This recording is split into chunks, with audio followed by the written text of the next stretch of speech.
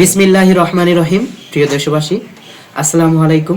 আশা করছি সকলে ভালো আছেন, কিন্তু আমি ভালো নেই, বা আমার ভাইরা ভালো নেই, আমার জুলাই যোদ্ধা ভাইরা ভালো নেই।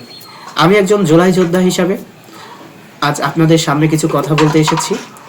আমি সেই রাজপথে ছিলাম যেখানে মেধার জন্য, সমতার জন্য, বৈষম্যহীন রাষ্ট্রের জন্য আমরা দাঁড়িয়েছিলাম। আমাদের ভাইরা রক্ত দিয়েছে, কেউ কেউ ঘরে ফিরে আসেনি। আমাদের দাবি ছিল একটাই, চাকরি হবে মেধার ভিত্তিতে, স্বজনপ্রীতি ও অস্বচ্ছতার অবসান হবে। আর সেই জুলাই স্মৃতিকে ধারণ করে গড়ে ওঠা জুলাই গণ অভ্যুত্থান জাদুঘরের নিয়োগ নিয়ে প্রশ্ন উঠেছে। বড় হাস্যকর বিষয়, ৬ষ্ঠ থেকে ২০তম গ্রেড পর্যন্ত নিয়োগ, কিন্তু লিখিত পরীক্ষা কোথায়? কোনো লিখিত পরীক্ষা নাই। মেধা যাচাইয়ের স্বচ্ছ প্রক্রিয়া কোথায়? নাই। শোনা যাচ্ছে শুধুমাত্র মৌখিক পরীক্ষার মাধ্যমে নিয়োগ দেওয়া হয়েছে। যদি তাই হয়, কয়জন আবেদন করেছিল? কেন লিখিত পরীক্ষা নেওয়া হলো না? কারা সুযোগ পেল আর কারা পেল না? মেধা তালিকা প্রকাশ করা হয়েছে কিনা আমরা তো এখনো কিচ্ছুই জানি না।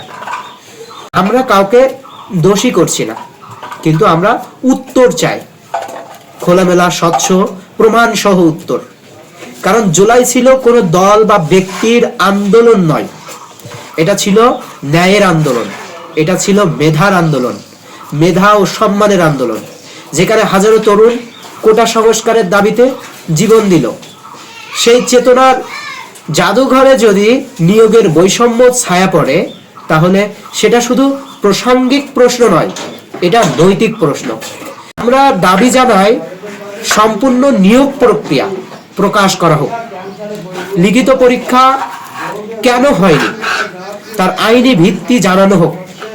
পুরো দেশবাসীর কাছে, পুরো ছাত্র সমাজের কাছে আমাদের জানানো হোক কেন লিখিত পরীক্ষা নেওয়া হলো না। প্রয়োজনে নিরপেক্ষ তদন্ত কমিটি গঠন করা হোক। জুলাই রক্ত বৃথা যেতে পারে না। আমরা ন্যায়ের পক্ষে ছিলাম, আছি আর থাকবো ইনশাআল্লাহ।